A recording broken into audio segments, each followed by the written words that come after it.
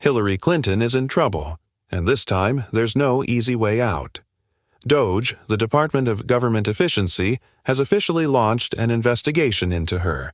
The target: a massive financial scheme involving USAID, a taxpayer-funded organization meant to provide foreign aid. But according to insiders, that money didn't just go to foreign aid. It was funneled into left-wing media outlets, political interest groups, and potentially the Clinton machine itself. She knows what's coming. The walls are closing in. But Hillary Clinton is no amateur. She knows how to play the game. Suddenly, her focus shifts. If she's going down, she's going to make sure she drags the Trump administration through the mud with her. That's when she posts a tweet, desperate, misleading, but filled with just enough emotion to stir up a media frenzy. U.S. airlines had gone 16 years without fatal crashes. Then MAGA fired the FAA chief, gutted the Aviation Security Advisory Committee, and threatened air traffic controllers with layoffs. Now there have been 2 fatal crashes. Hope your unvetted 22-year-olds fix things fast. She's doing what she does best, redirecting attention, creating a crisis out of thin air. It's the same old trick. When caught, blame Trump. But this time, it's different. This time, the attack is too blatant, too rushed. The media takes the bait. Talking heads on left-wing networks jump on it. Outrage explodes on social media. Trump's deregulation is killing people. MAGA has blood on its hands. For a moment, it seems to be working. The spotlight is moving away from her and toward Trump's new administration. But Clinton made one mistake. She underestimated who she was dealing with. Because inside the Department of Transportation, Trump's newly appointed secretary, Sean Duffy, isn't about to let this slide. The moment he sees the tweet, he knows exactly what's happening. Clinton is trying to cover her tracks, and worse, she's lying. So he fires back. And his response? It isn't just a rebuttal. It's a warning shot. What comes next will humiliate Hillary Clinton in ways she never saw coming. But more importantly, it will expose something far bigger. Because DOGE isn't just looking into Hillary. They're about to expose an entire system of corruption. And once that happens, everything changes. This isn't just about Clinton anymore. This is about power itself, and the people who have been abusing it for far too long. Hillary Clinton's tweet spreads like wildfire. Within minutes, the media machine is in full swing. CNN, MSNBC, The Washington Post, they all push the same narrative. Trump gutted aviation safety. Now, people are dying. The timing is perfect. Clinton needed a distraction, and she got one. For the average person scrolling through social media, it looks convincing. The headlines scream about reckless MAGA policies and Trump's dangerous deregulation. The talking points are ready-made for outrage. But there's just one problem. None of it is true. And inside the Department of Transportation, Sean Duffy knows it. He watches as the news cycle spirals out of control. He sees the talking heads repeat the same scripted outrage, word for word. He sees left-wing politicians jump in, demanding hearings, calls for resignations. It's the same strategy they've used for years. Flood the zone, drown out the real scandal with manufactured outrage. But Duffy also knows something that the media won't admit. The FAA chief Clinton is blaming? He resigned a month before Trump took office. The air traffic controllers? They were exempt from Trump's budget reforms. And the Aviation Safety Board? It was gutted by the previous administration, under Democrats. This isn't just misleading. It's a total fabrication. Clinton is lying and she knows it. But why? Why this lie, and why now? Because this isn't about airplanes. It's about panic. Clinton isn't just trying to smear Trump. She's trying to buy time. She knows DOGE is coming. She knows her name is all over documents, all over records, that show how USAID money was funneled into left-wing media and political operations. If the investigation keeps going, it won't just be her under fire, it'll be the entire Democratic machine. That's why she's scrambling. That's why she's pushing a lie so blatant, so absurd, that it can only mean one thing. She's desperate. But what she didn't expect is that this time, someone would hit back. Because while Clinton plays her media games, Sean Duffy is getting ready to do something that no Republican has done in years. He's about to take the fight directly to her. And when he does, he won't just shut down the lie. He'll make sure the whole world sees exactly why she's telling it. Sean Duffy doesn't hesitate. He watches as Clinton's lie spreads, as the media amplifies her narrative, as the usual operatives jump in to frame Trump as the villain. It's a tired script, one the left has used for years, but Duffy sees the game for what it is, a desperate attempt to bury the real story. He picks up his phone, opens Twitter, and types a response that will flip the entire narrative upside down. I know you're lashing out because Doge is uncovering your family's obscene grifting via USAID, but I won't let you lie and distort the facts. And with that, Clinton's entire strategy collapses. Duffy isn't just refuting her claims, he's calling her out directly, publicly, and with evidence. He's making it clear that he knows exactly why she's pushing this distraction. Then the hammer drops. The FAA administrator announced he resigned over a month before Trump took office. Air traffic controllers were always exempt from Trump's civil service buyouts. The facts obliterate Clinton's argument. She wanted the public to believe that MAGA policies caused these airline crashes, that Trump had gutted aviation safety. But now, that lie is dead, and Duffy isn't finished. He knows this isn't just about a false tweet. This is about where the money went.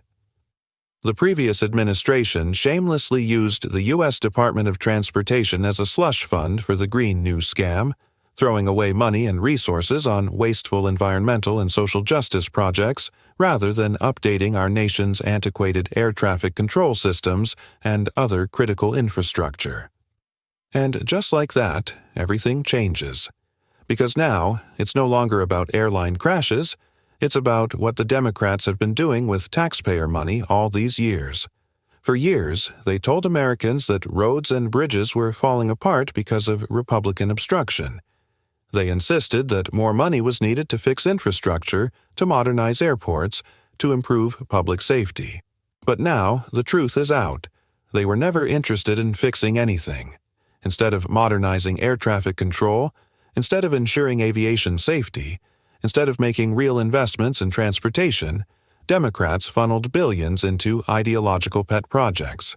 And now people have died.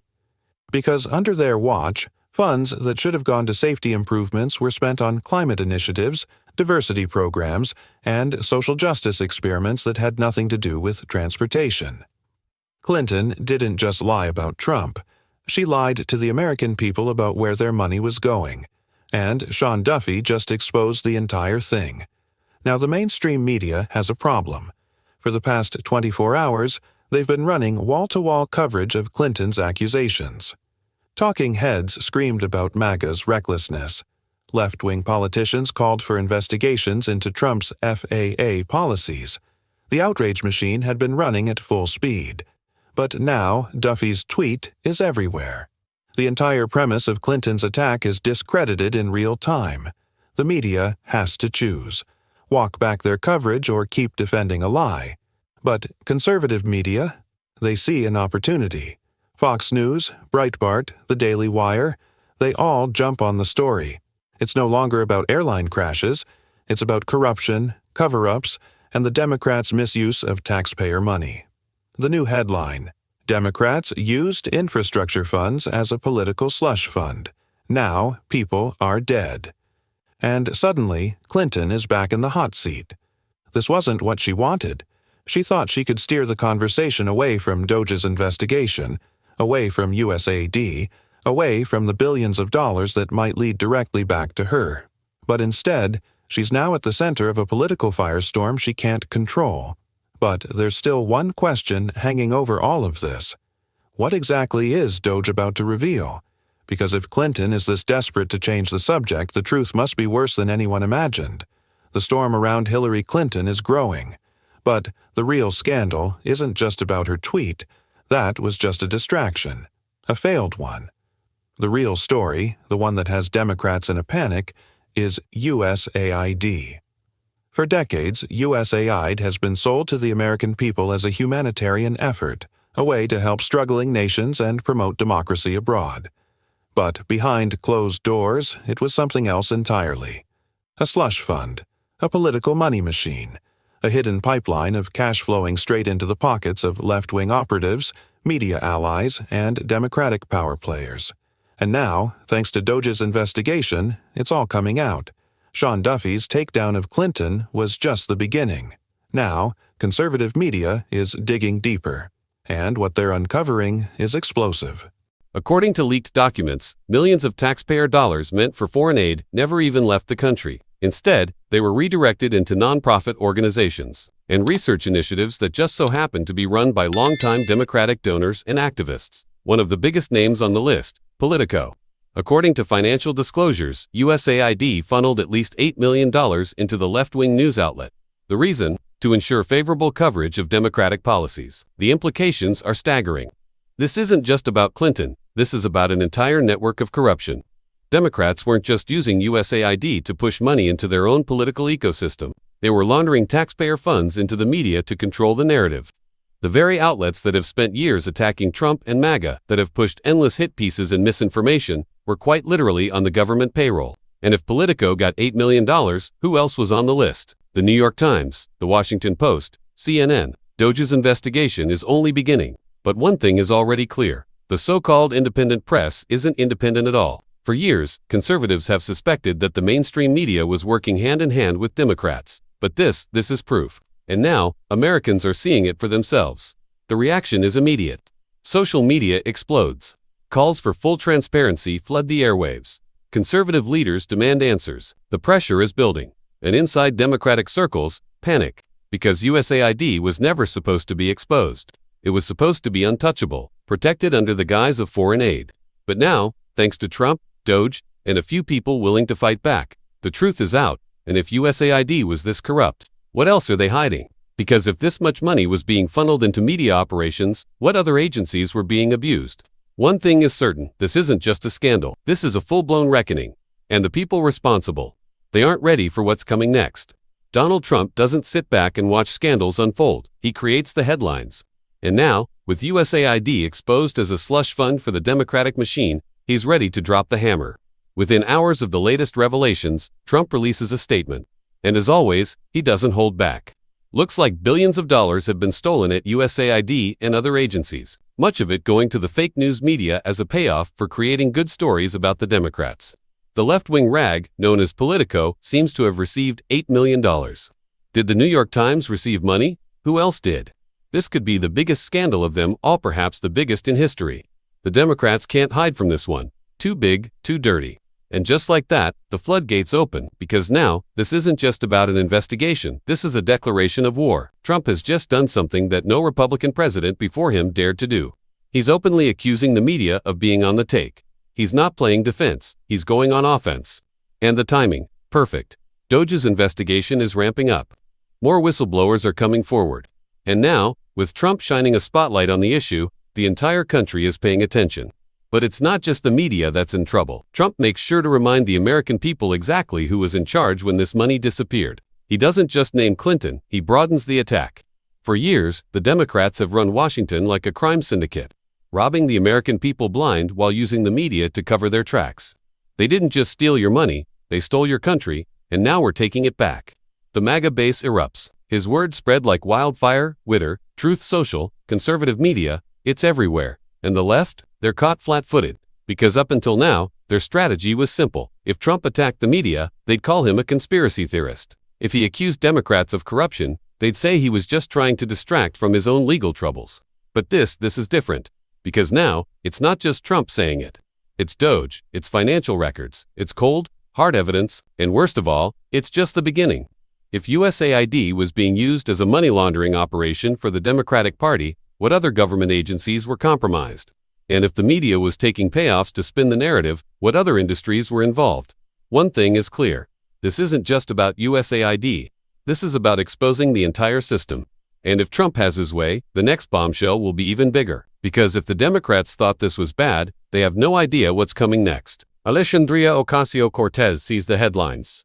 The USAID scandal is exploding. Trump's statement has taken over the news cycle, and now the entire Democratic establishment is on defense. This wasn't supposed to happen. She goes live on social media. the usual smug confidence in her voice. But there's an edge to it, something just a little too rehearsed, too forced. She knows she has to hold the line. If she falters, if she shows weakness, it'll be like blood in the water.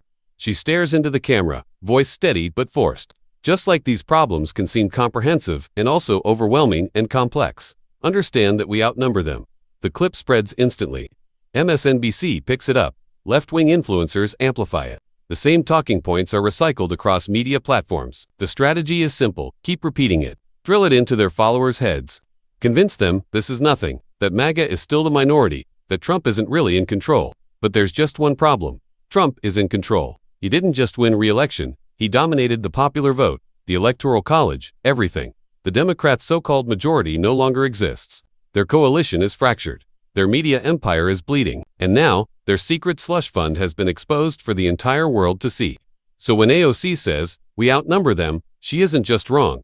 She's proving exactly why they're panicking, and people notice. Within minutes, conservative commentators rip her apart in real time. MAGA influencers flood social media with mockery.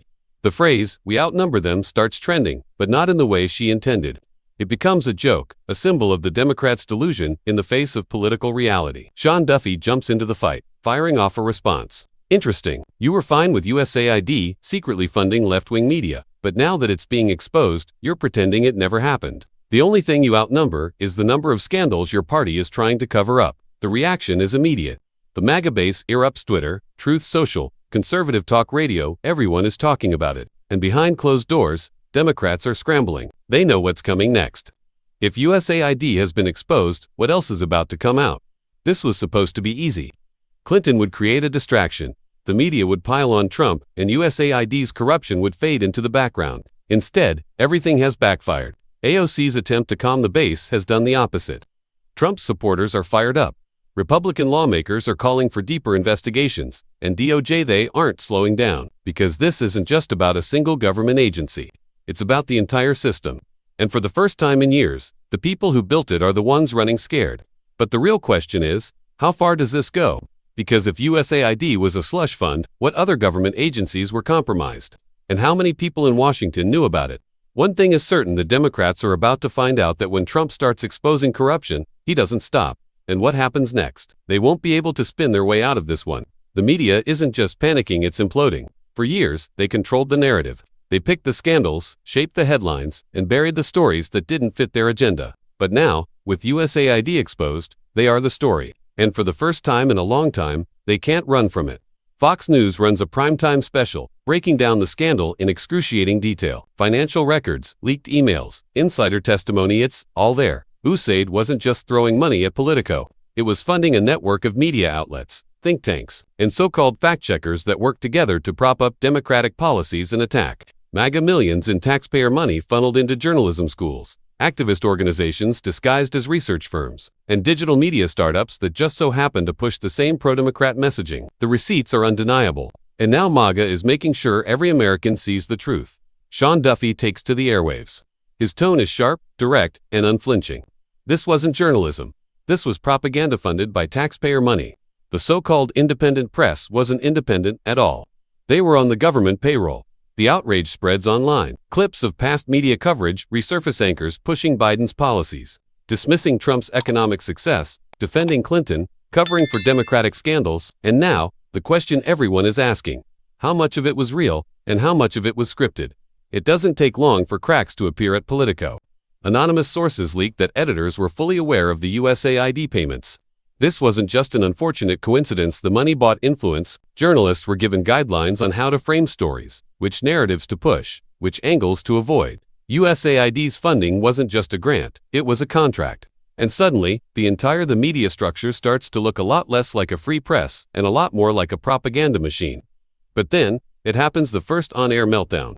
An MSNBC host, one of Clinton's most vocal defenders, can't hold it together mid-broadcast. After yet another segment downplaying the USAID scandal, he snaps. You people are eating this up, like Trump isn't the most corrupt politician of all time, like we're the ones who rigged the system. It's insanity. His voice cracks, his hands shake, his producer's voice is likely screaming in his earpiece. But it's too late. The mask has slipped. The segment cuts to commercial, but the damage is done. Within minutes, the clip is everywhere.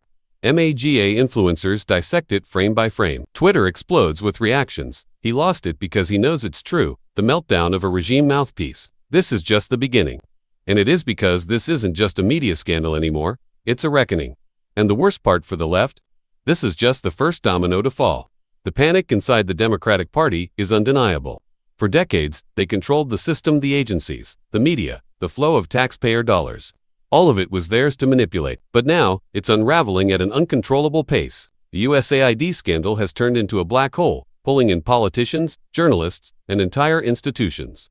Behind closed doors, Democrats are terrified. Leaks begin pouring out. Aides from Capitol Hill describe chaos in internal meetings.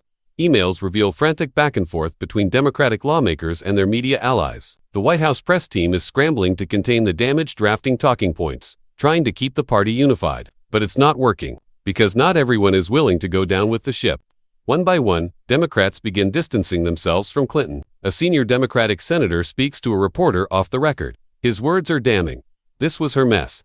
We all knew she played fast and loose with donor money, but this is different. We can't afford to defend her if this thing keeps getting worse. AOC, normally one of Clinton's most loyal defenders, refuses to comment. The progressive wing of the party is eerily silent. The same people who used to rush to her defense whenever she was in trouble. They're nowhere to be found, and Clinton knows it. For the first time in her career, she's alone. No more cover from the media. No more protection from her party. No more allies lining up to clean up her mess. And then a bombshell drops. A new report from DOJ surfaces, confirming what many had feared. USAID's corruption goes deeper than anyone thought. It wasn't just funding. Left-wing Mediate was laundering money into political campaigns. The numbers are staggering. Millions, possibly billions, of taxpayer dollars quietly rerouted through foreign aid projects, only to end up in the hands of Democratic consulting firms, activist groups, and election operations. And with this report, everything changes. The scandal isn't just about Clinton anymore. It's about the entire Democratic Party, and the people who still thought they were safe. They just realized they're next. Hillary Clinton has been in scandals before. She's dodged investigations, walked away from hearings, and watched as every controversy that should have destroyed her career somehow disappeared. But this time, there's no way out. The DOJ report is devastating. It confirms that USAID wasn't just mismanaged. It was a coordinated, systemic operation to funnel taxpayer money into left-wing media, activist groups, and even political campaigns. The implications are catastrophic. If Clinton was involved, it means she wasn't just corrupt. She was running one of the biggest financial frauds in political history. And now, she has no one left to protect her. The Democratic Party, once her shield, is turning against her. The whispers in Washington have turned into full-blown discussions behind closed doors. Clinton has become a liability, and everyone knows it. In a desperate attempt to salvage the situation, she reaches out to her old allies, but the phone calls go unanswered. The support she expects never comes. Instead, leaks begin to surface. A former high-ranking staffer tells a reporter, if they think we're all going down for her, they're insane. She knew exactly what she was doing. If anyone should take the fall, it's her. The backstabbing has begun. Within hours, rumors spread that some of her closest allies are cooperating with investigators. A deal is on the table. A chance to avoid prison in exchange for testimony. And suddenly, the most feared woman in Washington is the one being hunted. Her legal team issues a carefully worded statement denying any wrongdoing, the same robotic denials, the same dismissals, but this time, no one believes her. Journalists, once her biggest defenders, turn on her. Editorials call for accountability. A few even suggest that if laws were broken, Clinton should be prosecuted. The tide has shifted, and inside Clinton's inner circle, panic sets in. For the first time in her life, she's out of moves. And the real question is, who will betray her first? Hillary Clinton is cornered. The walls are closing in, and for the first time in her political career, there's no escape hatch. The DOJ investigation has unearthed a treasure trove of damning evidence. The financial records, the email chains, the whistleblower testimonies, it's all there. USAID wasn't just a slush fund. It was a money laundering operation on a scale never before seen in American politics. And at the center of it all, Clinton. She knows what's coming. The legal threats, the subpoenas, the congressional hearings, and possibly worse, the Democratic Party has made its decision. In backroom meetings, strategists and top donors draw a hard line. Clinton is toxic. Now, the only way to contain this disaster is to cut her loose. Leaks start pouring out, this time from within her own ranks. A longtime Democratic consultant speaks to the press.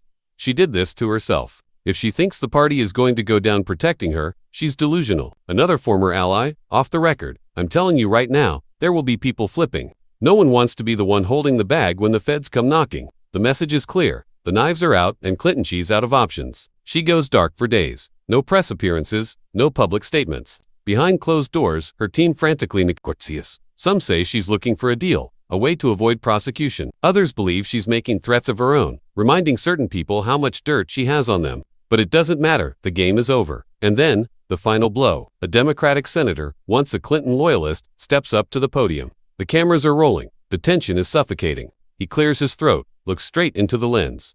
If laws were broken, then justice must be served. No one is above the law. That's it, the official abandonment. Clinton is no longer a Democratic powerhouse. She's a liability, a relic of a corrupt system that's now crumbling under its own weight. And now, her name becomes a warning, a lesson in what happens when power is abused for too long. People who once stood beside her pretend they never knew her. News anchors who once defended her quietly move on. And the American people, they watch, they remember. Because long after the headlines fade, one truth remains. No empire lasts forever.